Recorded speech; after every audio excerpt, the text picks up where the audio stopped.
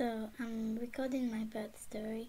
Never done it before. This is my first time, and I just felt that it was just so necessary to do a birth story, just to encourage people, just like the way people have encouraged me by sharing their stories and sharing their experience. But I'm going to start from the very end to tell you exactly how it happened, and then I would go to the backstory, maybe on this video or on the next video, depending on how long I can be on the video before the baby wakes up. So my birth story was that I had my baby at home in the bath. I was 42 weeks and 3 days. So I had my baby, I was in labor at 42 weeks and 2 days, and had my baby in the middle of the night, 12:49. So it spilled over to 42 weeks and 3 days officially. So I went for my pre-op on Sunday when I was 42 weeks and 2 days. I was booked for an elective C-section on Tuesday, which was the 42 weeks and 4 days. So I went for the pre-op. I asked for a vaginal check, but was denied a vaginal check. The midwife came back and told me that because it was written in my note that I can't have a vaginal check because it can trigger labor, she can't do it. So I was really sad. I've been asking for a vaginal check for 2 or 3 appointments. I think when I was 40 weeks, when I was 41 weeks, I was told they just want me to have a C-section because I have had previous C-sections, and they wouldn't want to help me any further for natural labor. If I go into labor myself, they're fine with it, but they wouldn't contribute to helping me in any way, in giving me a vaginal check to even see how dilated I am, or giving me a sweep, which I wasn't asking for.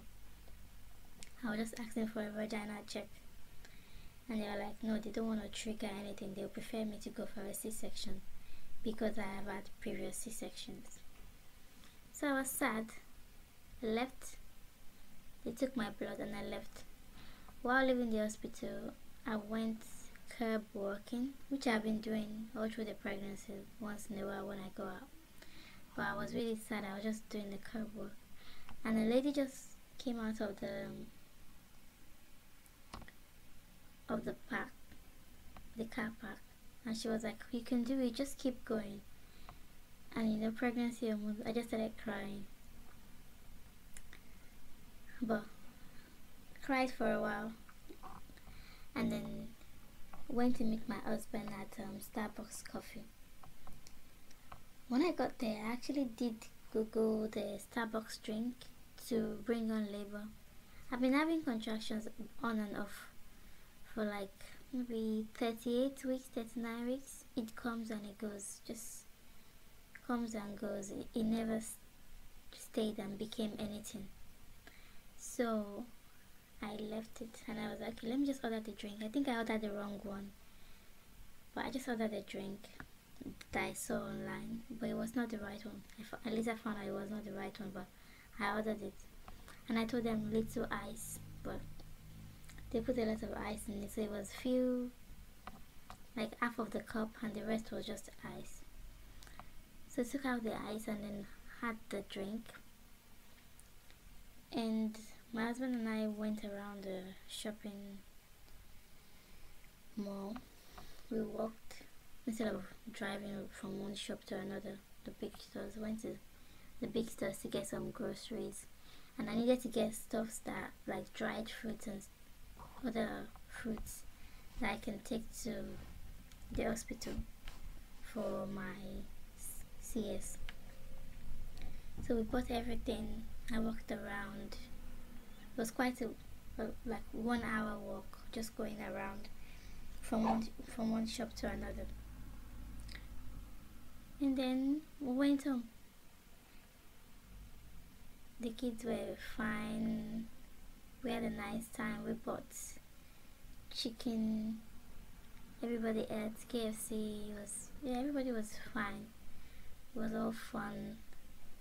We had Russia on, which was really funny. So I like Russia. So we had it. We were all sitting down. I was on my bouncing ball, and I just kept on bouncing on the ball. And I was like, wow, so I'm definitely going for this CS. But it was around 5 o'clock. Around 5 o'clock, yeah, 5:22 p.m. I decided to do a brew, which was 60 ml of castor oil. I already had a raspberry leaf tea that I kept on drinking. I've been drinking since 3rd trimester religiously. 2nd trimester once in a while. So it was already brewed. So I did 60 ml of castor oil, 1 cup of brewed raspberry leaf tea, and 1 pineapple core, which I had in my freezer, and 1 cup of water. Blended it with ice, and I had it. I made sure I finished it by 5:50 p.m. I was timing myself. So by 5:50 p.m. I had already finished it. After that, everything was normal. I just kept on bouncing on the ball. But I went to the toilet 3 times, like proper clean out. It was really like just water. Just as soon as I sit on the toilet, that was 3 times. And then contractions started. Contractions started around 10:20 p.m. like proper contractions. Before it was just cramps when I go to toilets. But the proper contractions started 10:20 p.m. And I just thought, it's contractions, but it might not just intensify. It might just be like false labor, because I've had it before with my previous pregnancy. When I tried to induce myself with castor oil, I did the proper midwife brew. It was nasty, but I drank it, and I had diarrhea as well. But I had contractions that was strong, but within 30 minutes, 1 hour, it stopped. And I went to bed and nothing ever happened for days. So I thought this was going to be the same thing, but So when the contractions kept on coming, 11 o'clock, I was still at it. I went to my room, put the shower curtain on the floor, put the bouncy ball, the yoga ball on top of the shower curtain, so in case my water breaks or anything happens, any mess happens, to be on the shower curtain. And then I turned on my diffuser. I put the clary sage oil there. I've been using clary sage oil towards the end of the pregnancy as well, rubbing it on my belly, putting in a diffuser, nothing, no contractions. So I kept it. I had 2 diffusers. Put the clary sage oil on both diffusers. While still in contractions, in the middle of contractions, I do it. I ask my son, or mostly my son, to help me out, because he already knew that I wanted a home birth. But I didn't think I was going to get it. Anyway, by 11 o'clock, the contractions were really bad. I couldn't stay on the yoga bar anymore. It was so uncomfortable. And I climbed on the bed. My husband came to check on me, and I was like, the contractions are really strong. I couldn't even talk when the contractions are there. I only talk in between contractions. I just kept telling him to rub my back and just put a lot of pressure on my lower back. I wasn't having a back labor per se, because I've had a back labor before when I had a back-to-back baby, but this was not a back labor. This was more of like contractions that comes from the front and then goes to the back and then goes down and then comes back again to the front and then goes back to the back and then goes down. So this was real contractions, because my baby was head down throughout my third trimester. Baby kept on going down into the pelvis. It's just that I wasn't checked at any point to see how dilated I was, but the baby was really down. If you look at my picture, you will see the head of the baby down in my pelvis, just bulging out. So you could tell that the baby was already down. And so I told him, okay, let's just turn on the shower. I had paracetamol when the contraction started, and I was just using the breathing technique, breathing in and out, just like the way I've been practicing. And the meditation, I turned on a meditation for labor, meditation I saw online. I was still sane when I did all of that, and everything was going on well, but the contractions were really strong. Like, in between contractions was just so short. It kept on getting short and short and short. So the bath was on, but before the bath was full, I just sat down on the toilet seat, which I read many times, I watched many times, that is good to be in labor and sitting on the toilet seat as long as the toilet is clean. It's because you're squatting and it's helping the baby go down the birth canal more. So I did that, and then when the bath was hot, I got into the bath and I was just leaning on the edge of the bath and rocking my waist side to side, but it was uncomfortable. I just kept on changing position. I tried to lie down. I was like, nope, I can't lie down. It has to be on all fours. I've read it that it's best on all fours or use squatting, but I know I can't squat in this bath without nobody holding me. And the thing is that my husband kept on going from coming to me in the bathroom and my toddler refusing to sleep, because when I got into proper labor, I was in proper labor, I could not help but scream, because I just felt like I wanted to poop, but nothing was coming out, and it was just so painful. So I just kept on screaming, and my toddler was just kept on coming to the bathroom, wanting to see what was happening. Didn't want to leave, didn't want to be carried, he just wanted to be right there. So my husband was trying to see if he could go to his brother's and so he can concentrate on me. So while I was on all fours, I just heard a pop. I've read about it, I've watched videos, and people say they hear a pop, but never knew what it would feel like until when I heard that pop, and the next moment there was just water coming out. I could feel the water coming out, and I told my husband, I think my water just broke, because we don't know what it's like for your water to break. For 2 of my pregnancies, they've broken my water, but it was like I knew what was going to happen, so they broke it and I just felt a gush. But this one, it was more of like the contractions were the one that broke the water. For every contraction I have, the baby was going down and pushing and pushing, and when the water broke, it wasn't like a gush, it was just a small pop, and a bit of water came out with the mucus plug, because I lost mucus plug like 2 or 3 weeks before this labor. Because when I had the raspberry leaf tea, one night I had the raspberry leaf tea, I had like a big cup of it with ice. It was hot on that night, so I had it, and when I went to the toilet later that night, I had like a huge mucus plug. So I was thinking maybe I could go into labor early, but that was 3 to 4 weeks before I eventually had the baby. So this time around, it was just a little mucus plug and the water coming out. And I told him, and he said, I think so, because the water was clear before, but now it's cloudy. I was like, oh yeah. So I had the mucus plug and the blood issue.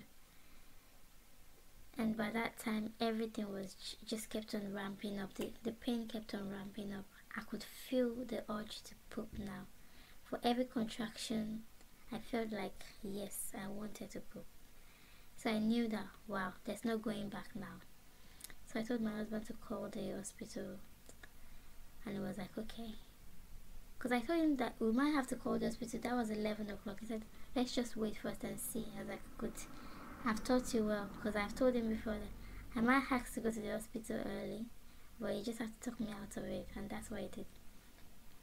So what he did was, he called the ambulance instead of the hospital.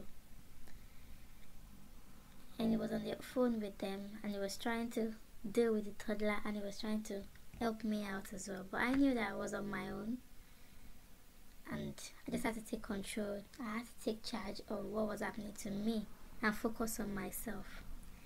And that was what I did. Focused on my breathing. Breathing wasn't helping. I took the comb. I watched videos about the comb. I had a plastic comb. I had a wooden comb, but I didn't know where it was, so I had a plastic comb. Tried to squeeze it between my palm. It was not working. Dished it. The clary sage oil was almost finished. It wasn't in the bathroom anymore. I was told it helps, but I couldn't even ask for it because I had forgotten everything else. I had read or what I wanted to do. Anyway, I was just in the bath, but I knew I was on all fours, and that position was okay for me because I could deal with everything. I could hold on to the bath very tight when the contraction comes, and when the contraction goes I just feel normal again. But it was so, the gap between each contraction was so small, just kept on coming back to back. But I was still having a little bit of time in between contractions, which was amazing. I could talk in between that time. So my husband was on the phone with them. They told him to drain the water because they said there was a bit of mucus in the water stuff. They were like, oh, drain the water, which they were not meant to drain the water. You were just meant to leave the water like that, but I couldn't even say anything. So he drained the water, and then he called the phone that he wanted to be with me. And they're like, no. They called back and said he has to be on the phone till the ambulance comes. So it wasn't long before it called that the ambulance actually arrived. So it was two men, and they came. Immediately they came, they just passed. One of them passed me the gas and air, and I was on all fours. And the gas and air really helped. But before they came, when my husband was on the phone with them, just remembered, when my husband was on the phone with them, they were asking him, I think they were asking him, what do you see? And he was like, I can see. And he came to feel down below, and he said, I can feel hair. I can see hair. I was like, when I heard that, I knew there was no going back now. That was it, really. The baby is actually trying to come out. So, and he said, the only thing is that when she has a contraction and she screams, the baby's head comes out, but when the contraction stops, the baby's head goes back in. And they were like, oh, it's fine. And me hearing that actually motivated me to know that I was actually doing the right thing. So I was pushing during contractions, and I was stopping when the contraction stops, which is the ideal thing to do to help you and prevent you from tearing or injuring yourself a lot more. And that's one thing that causes a lot of trouble and problem during childbirth, pushing when you're not meant to push. So my body was telling me what to do, and I was following my body well, which was perfect. And that was without gas and air, just paracetamol. The pain was high. I was screaming a lot. And then when the gas and air came, the baby was already halfway out. The head of the baby was already halfway out. and they passed me the gas, and then they were like, you're doing really well, just whatever it is that you're doing, just keep doing it, because your baby is almost out.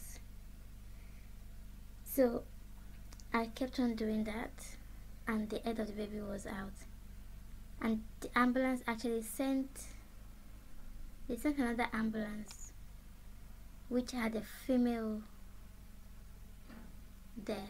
So it was the female that took over, and she introduced herself. I didn't hear anything, but she kept on saying, okay, now the head of the baby is out, now the body wants to come out, so just keep doing what you're doing. And then when the next contractions came, what I knew was that I wasn't going to be on gas and air for too long. I was going to be on gas and air in between contractions, and so that I can feel my body asking for me to push. Because if I was on gas and air while having contractions, I might not feel it because I'll be high on gas. So I kept on going off and on the gas and air, and that was how I just kept on pushing. And the next push was just the rest of the body came out, and that was just so amazing. Never felt that before, never had that before. And she was like, you did it. I was like, yes, I did it. But my husband was not in there.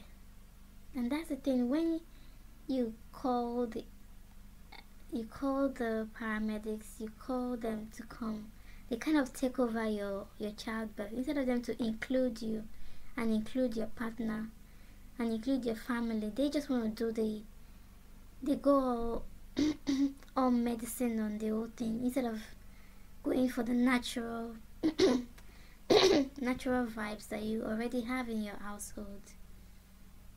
So I had to call them to tell my husband to come inside the bathroom to come cut the cord. They kept on asking, oh, go bring the towels, bring the clothes, bring this, instead of them just to wait and let everything happen.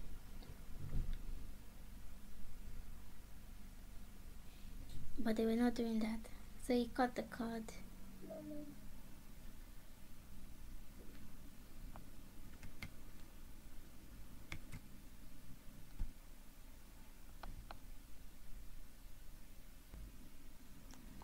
So my husband cut the cord, and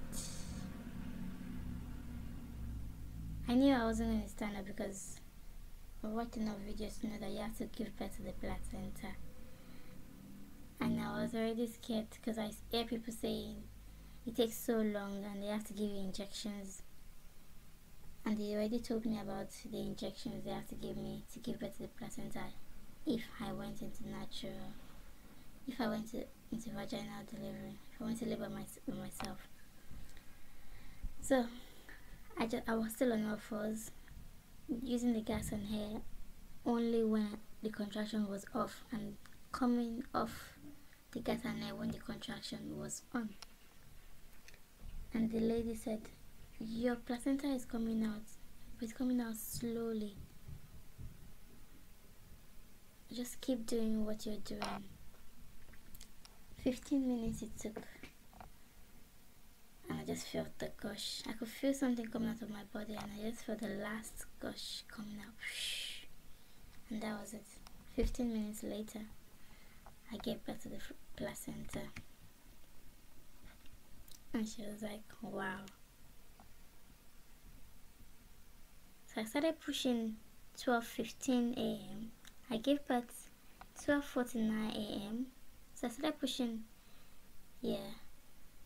on a Monday morning, and gave birth to the placenta 15 minutes later. So I started my labor on Sunday, but gave birth on Monday. And as I stood up in the bath, I just felt another gush, which was some blood clots that we always have in our belly. And the lady packed the placenta and the blood clots, put everything in a bag, and she was like, we just have to go to the hospital to measure the placenta and the clot to see if it's the right amount.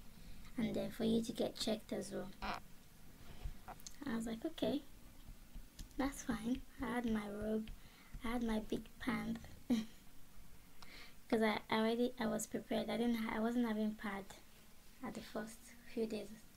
I knew I was going to have the pants that takes as much blood as possible. So I had one on, which was very comfortable. I already tried it on, and I told my husband to get my hospital bag so we can take it to the hospital. And the paramedics was like, oh, they don't need the hospital bag, she's going to be back home soon. Well, I needed it because when I got to the hospital, everything was fine. They checked me, but the midwife that was in charge ripped off the pants that I was wearing, which was like a diaper, and those were the pants I wanted to wear.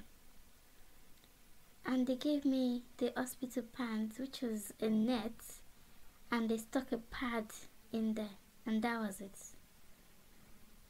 The hospital pants, which was a net, was just one size fit all. For a plus size lady, it didn't work. And the pad was not big enough to cover everywhere. So I was back to being a mess. And I didn't want to be a mess. So I already had my pants, but it was in my hospital bag, and my hospital bag was not allowed on the ambulance. And we didn't know better, so we didn't insist. For some reason, they don't know what they are doing, but they're still the professionals. You still have to listen to them. So you kind of, there's always conflict in between your own understanding and their own understanding. Anyway, I got to the hospital. They did that. They checked me, said everything was fine. The placenta was beautiful. There was nothing about being overdue. There was nothing like that. Baby was doing fine. I breastfed in the ambulance, and they gave me a room. I've been in that kind of room before. I've been in a room opposite that room when I had my other baby, the baby before this one, where I was induced. My water was broken there. But this time around, I came in with a baby, and I just had the room to myself from 2 a.m. to in the morning around, in the morning. I left the place by 11 a.m. to go to the discharge bay for me to be discharged. And the consultant that was in charge of me the whole pregnancy, I only saw her once because I refused to see a consultant because I wanted to go with my guts this time around and do things my own way and see where it leads me. When she came in, she said, "You did it." I said, "I'm shocked myself," because everyone kept on asking me, "How do you feel?" I said, "I'm shocked," because I wasn't expecting it. I thought I was going to go for an elective C-section on Tuesday, but here I am on a Monday morning with a baby. So I told her, "Can you please check me?" Because the thing about it is that when the consultants see you and you're asking for a VBAC, they scare you with a lot of things, like, oh, you're going to have a uterine rupture, your baby is big, so many things, and they're saying the only professional help I can give you is for you to have a C-section. So I said, okay, now can you check me to see if everything is in the right place, if my uterus is in the right place and everything else is still in the right place. And she came, she brought the scanning device and she scanned me. She said everything is fine, your uterus is still swollen, which is normal because the baby just came out and need to shrink as time goes on, and everything is fine. I was like, okay, great, thank you for your service. And she left and I just slept off. So the only thing that happened to me was me not having my hospital bed. I'm not having that giant pants high butt to just soak in all the blood and have a nice sleep, because I don't like it being messy down there. But the hospital they're not going to up you in any way. You have to up yourself. So, and they don't provide those kind of pants. They say they don't provide it. but which was fine because it was just for a couple of hours.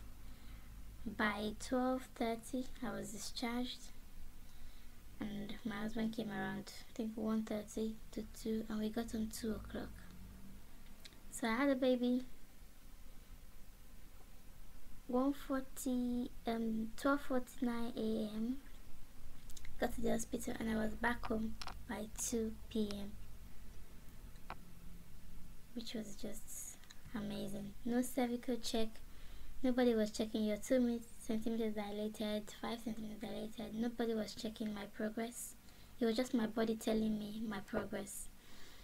And all through my pregnancy, my iron level was amazing, my nutrition level was amazing, and my mental health was good as well. There were so many things that could have broken me. There were so many external forces, but I knew that I had to help myself. I drank my raspberry leaf tea. I drank my pineapple blended with coal. I ate dates. I got tired of dates at some point. I think it ruined my teeth because I still have bad toothache now. And I drank ewedu juice, which is jute leaf in English, but ewedu juice is a Nigerian.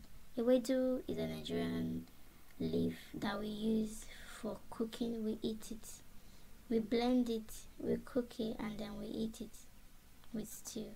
But for this pregnancy, what I did was I read about it that you just have to juice it, blend it, let it be slimy, and drink it. I was drinking it once or twice a week. It was expensive because it was like, for a bunch it's £2.50, £2, and I had to sometimes buy 10. And then I got some herbal drinks from Nigeria as well, and herbal soap to help soften the body. So I kept on using that. This herbal soap, you're meant to use it when you are overdue, and you really want you want your body to soften up, so that when it's time for labor, the baby just comes out. And I think it did the job, because my body was soft enough to just, I had the tiniest tear that didn't need any stitches whatsoever, and it was basically maybe towards the end where the rest of the body was coming out. And you know when you have an elastic band and you're trying to stretch it too much, and it just has a little bit of tear, just a tiny bit, but it's not a tear that breaks the elastic band, but it's just a tear that shows that you've actually expanded the elastic band a bit. And throughout my pregnancy, I was listening to a lot of meditation, a lot of hypnobirthing, positive birthing videos. In my bath, I play positive hypnobirthing videos that just let me know that my body was made for this, and I could do this, and I believed so much that I could do it. Towards the end, I doubted it when I didn't have any help whatsoever. I just had myself. I knew my husband would come around if he got to it, and he did step up a lot, and I'm thankful for that. He did read, but he just wasn't in support of it at the beginning. But when it came to it, he stepped up, and I think that's what you need sometimes. Sometimes you don't need someone to be on your side all through, but they can be by your side, and if they are by your side, you appreciate that. So that was my birthing experience. I did do a lot of reading, positive hypnobirthing. As I said, I drank ewedu juice. I started with okra water, but I didn't really like it, so I switched to ewedu juice, and I drank raspberry leaf tea. I was taking evening primrose oil as well, so sometimes I put it in my vagina to just soften it a bit. But one thing I wished I did was, while in labor, I had my ewedu out, but I just haven't juiced it, so I didn't ask for my husband to bring it. It could have helped a lot drinking it during labor. I think most of the things that we drink, it's best to drink it during labor as well, to just help the baby slide out and help with anything, you know. So, but in the hospital, you can't do that. They don't give you stuff because they want to watch everything that you drink, everything that you eat. They want to write everything that you want. They check you every time, and it's a very controlled environment because they're trying to watch their house and they don't want to get sued for anything, so they don't want to give you anything rather than medication and medication alone. But I did it without any medication, just paracetamol, and just believing in myself, really. And I went more about this time around, and it did really pay off. So let me know if you have any questions, and I hope you have been inspired.